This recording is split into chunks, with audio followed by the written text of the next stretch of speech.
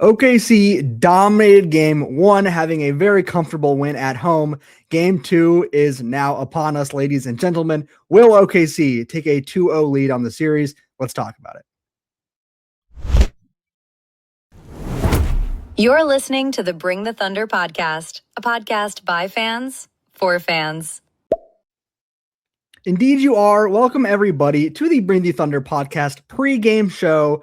As we got myself, Gabe, and we have Joe as we prepare for game two tonight. OKC looking to take an early 2-0 lead against the Lakers, who might be a bit more banged up than they already were. Let's get into the lineups for tonight. Joe, what do you got for us? Yeah, so same for OKC. It's SGA, AJ, Dort, Chet, and Hartenstein. J-Dub remains out.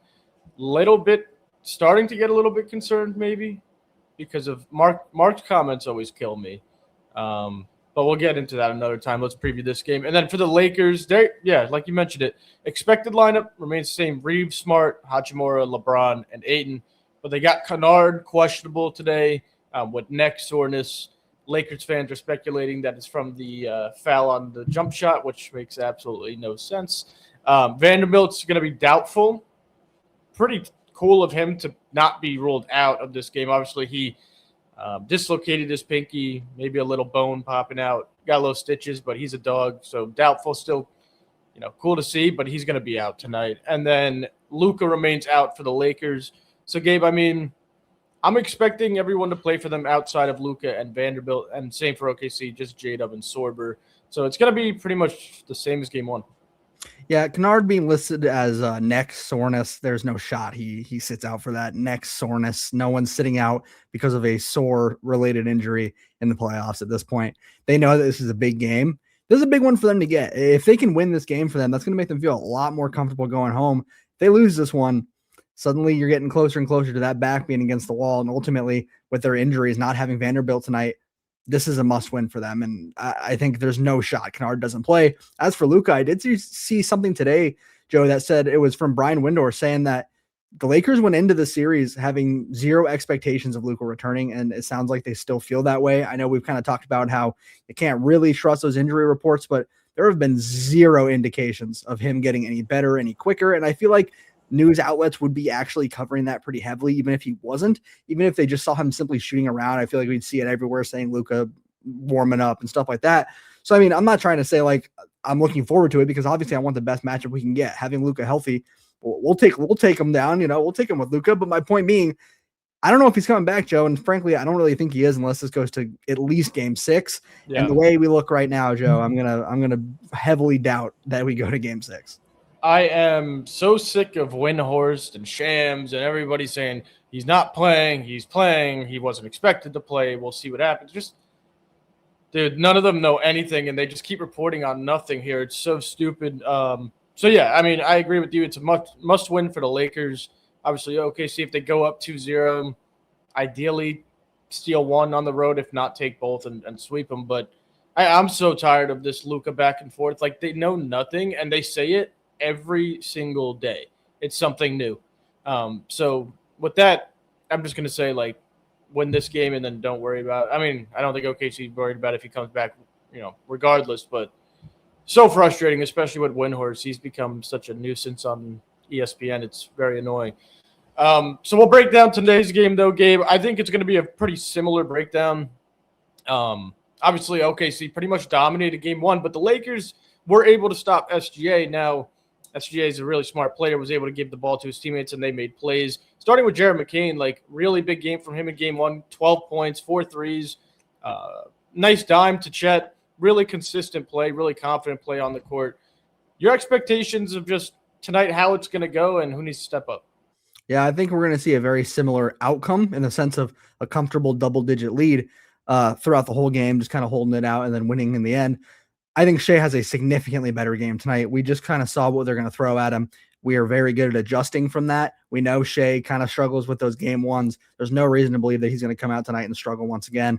That was one of the worst games I've actually seen from him in a while, which is saying a lot because he still impacted the game in all sorts of ways. But I expect him to make a big difference tonight. Maybe a little bit of a quieter night from Chet.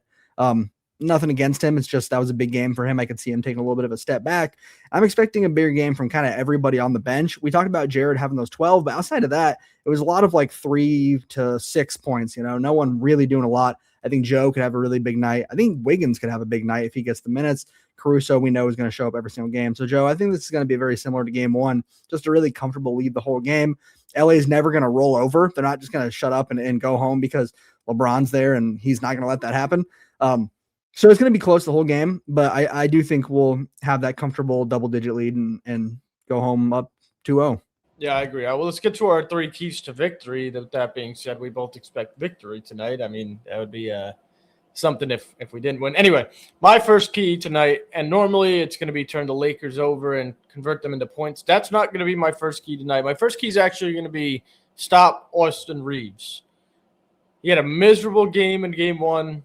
He doesn't play well against OKC ever, really. Do not let him get hot. Obviously, we know if Austin Reeves gets hot from 3, he can really torch defenses. And outside of Reeves and LeBron, they have nothing for us. I know Marcus Smart had a good game in game one, but if you let Reeves get going and they start making some threes, it could be an annoying game that doesn't need to happen. So my first key tonight is just don't let Austin Reeves get going. Yeah, that's a good one, Joe. My first key is actually going to be the opposite of what our other key was, which is instead of forcing the turnovers, stop turning the ball over, because game one, despite having a comfortable lead, we had some of the worst turnovers I've seen from us literally since starting this podcast.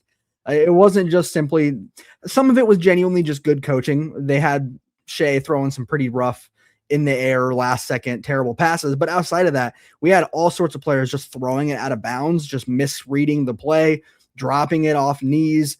Chet like 3 times dropped the ball and had like, I know he scored off one of them, but having to bend down and grab it between your legs is not something that should be happening. DeAndre Ayton's supposed to be the one that's dropping everything, not Chet.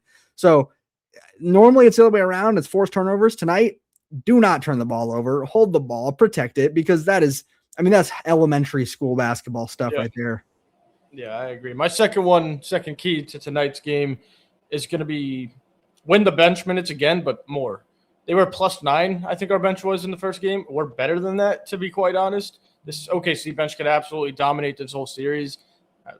+10 or higher would be nicer for tonight's bench. Obviously, the starters should do better as well, but I want the OKC bench to really come out and just dominate. Yeah, that's a good one, Joe. I'm going to go with early start. Get going quick, because LA came bursting out of the gates in that game one. LeBron had like 8 consecutive points. It was ridiculous. And we pulled it back pretty quickly, but don't let that happen again. That quick early lead wasn't concerning because, it's the very beginning of the game, but it was definitely like, okay, right now, if you look at these two teams, one of these teams is giving 120%. The other one's at like 70. That should not be where we're at. I don't care if we're playing the Washington Wizards right now. Like, pretend like this team it's game 7 of the finals every single game. Pretend like this is the biggest moment you're going to get, because we need to see 120% immediately instead of letting LeBron walk his way down and get 2 layups and a 3. I mean, LeBron can affect the game at any point, but to let him drop the amount of shots that he got, those open threes, getting to the hoop, scoring over 4 of our guys in the paint, all that to me just comes from he got hot early and it was a problem. Right. I absolutely agree with that one. My third one, AJ Mitchell, last one, pretty simple. Great game in game one. Hoping he improves into game 2. They don't have an answer for him, and he needs to be consistent and steady for OKC as J-Dub's out right now. And the playmaking, I mean, there's still playmaking on the team, but obviously AJ comes second to Shai now with J-Dub out. He needs to have another great game.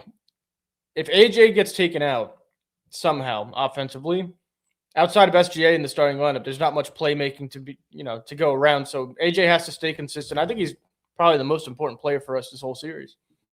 I would agree with that, Joe. I think, honestly, he's been kind of one of the most important players for us the entire season. I mean, just every second he's in, it feels like it's valuable. But my last key, Joe, is going to be we just need better rebounding. We won the rebound game, not by a lot. It was close, but particularly I need to see Isaiah Hartenstein have a better game. I just did not like what I was seeing from him.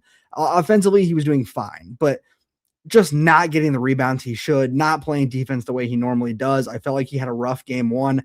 And that's nothing against him. I love Isaiah with all my heart. He's necessary for this team, but usually he's more dominant than that. I feel like he's ripping boards down a lot better than he was, where it felt like, I don't know, something just felt a bit slower. He had 8 points and 9 rebounds, but it just felt like we could have had way more rebounds. I want to see him dominating on the board because, frankly, when Ayton isn't in, we should not be losing rebounds to Jackson Hayes. They had moments where Hayes was getting offensive rebound after offensive rebound, and that is really rough. That cannot happen. Our bigs have got to clean up down low, and I need Hartenstein to have a great game. Yeah, I agree. I mean, Hart's been so vital to OKC's success over the last 2 seasons. He's looked drunk for the first 2 rounds here, quite honestly. Like, he's had good moments in games, but, I mean, he's dropping passes. He's not there defensively. The rebounding hasn't been great. Like, Hart's got to get back on track here. Not bashing him. We love Isaiah Hartenstein, but for OKC to really dominate the way they want, Hartenstein's got to be the factor he's been for the last two straight seasons. Gabe, let's get into some betting lines here. Obviously, OKC still a heavy favorite. They're still 15.5-point favorites, so the line doesn't move. 900 on the money line. Over under 211.5. So it dropped 2 points from 213.5. The other game, your take on the spread, and we'll get into some player props right after. I'm not a fan of that spread. 15.5. It's just that's a lot of points to win by. I'm going to take the under on that. I do think it'll be a double-digit win, but 15.5. I mean, that's like I think, don't get me wrong, we're capable of beating this team by 20. I mean, we've wiped them all regular season long, but it's the playoffs and it's LeBron James. And you and I have been giving so much credit to the idea of who LeBron James is. Yeah. I just feel sick saying that we're going to win by 15.5 over. Like, that feels crazy to me, but maybe you disagree. Yeah, I actually do, which is funny enough because we don't normally disagree on these shows, but I think OKC won by 18 in game 1, I believe. I don't think it was their best performance at all. I think they're going to want to improve on that performance. I think they absolutely killed the Lakers tonight. I'll lay the points minus 15.5.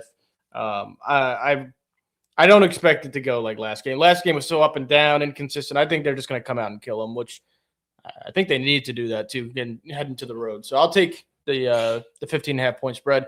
Gabe, I'm very confused right now because I was looking at the player props and I was going to announce that Shai was at 26.5 points. Unless my eyes are mistaking me, he just jumped 3 points. He's now at 29.5. Okay, I see. Like right as I opened it. Yeah. So yeah. Is Vegas watching the podcast? They know I opened the app. Is Vegas listening right now? Well, with that being said, I'm just going to go under because I know they're just going to like quadruple team him and he's going to make the right play all night. I'll go under as well, but I do think he'll be very close to that. I don't think he's just going to squeeze by with a close 20. I think he's going to have a very good game. But yeah, I'll go under as well, Joe. We'll go double up here. Chet and AJ both at 15.5. Give me the over on AJ. I think AJ is going to have a great game tonight. Vice versa, give me the over on Chet as well. I think Chet's is going to be. I think both of them are. That's like a perfect line for both of them. AJ, that's assuming he has a good game. He just had a great game. I have no reason to believe he's not going to hit that line or at least get close, even if he is doing more playmaking. Chet, it's hard to believe that he won't at least hit like 14. So 15.5 in his line. I'll take both those. They just don't really have matchups for either of those guys, and 15.5 is so perfect because, like you said, like both of them could go off. Both of them could not be a huge part of the offense and sit around 14, 15. I'm still going to go overs on both hesitantly. One will probably go over, the other will probably go under, but I'll just take over on both for the show. Going to Hartenstein, he's at 7.5. I'd love to go over here tonight. Hopefully he goes over here. Yeah, Joe, let's keep the train going. I'll take the over. I said I want a good game out of him, and that's not just on the rebounding end. That's on the scoring end as well. I just want to see him taking smarter plays, and it feels like games where he scores a lot, it's because our off-ball movement is, like, phenomenal. We're finding him on cuts. We're finding him on alley-oops. Everything's clicking. If I'm going to take the over on his points, it's because I think there's going to be a great game tonight, so I'll take the over. Well, shout out to Lakers. LeBron's at 20.5, and Reeves is at 18.5. I'm taking the over on LeBron. I don't care if he's tired from game 1. I don't care. This is LeBron freaking James, dude. Like I'm not gonna call the dude out and act like he can't easily hit that. So I'm gonna take the over on that. Reeves, I'm gonna take the under. I just do not think he stands a chance against our defense. I think he'll have a much better game than game 1. It's pretty much impossible not to. That was one of the worst games he could have had. But I don't think he's getting. I think he'll hover right around that 15 mark and just not get 2 effective minutes. Yeah, I want to take the over on Reeves just for a bounce-back game, but OKC's defense is so good, especially on guards. And then, like, I saw him, like, ego fake a few injuries in game one, like, reach for a few things. Like, I hate that. I mean, he learned from the two best, LeBron and Luka, fake, with the ego faking injury stuff. But give me the under on Reeves. I just don't think he'll get going in OKC. And then LeBron, want to see him gas out tonight terribly. But game 2, I don't think he will. Maybe hopefully game 3, we'll start to see a little bit of a slippage. But over on LeBron, he's just – J-Dub's not here. The mismatch is kind of there for him. Even if he's 40, 41, whatever, however old he is, like he should go over 20 and a half. So, Gabe, I'm scoping for a lock of the night. And to be quite honest with you, as of right now, I'm not super confident in anything, and I don't want to force anything here. But the way he came into the game the other night, if he does get the minutes, like, I don't see why this won't hit. Vegas kind of knows that everyone's going to be all over this, so I'm very hesitant, but I'm just going to run it, Gabe.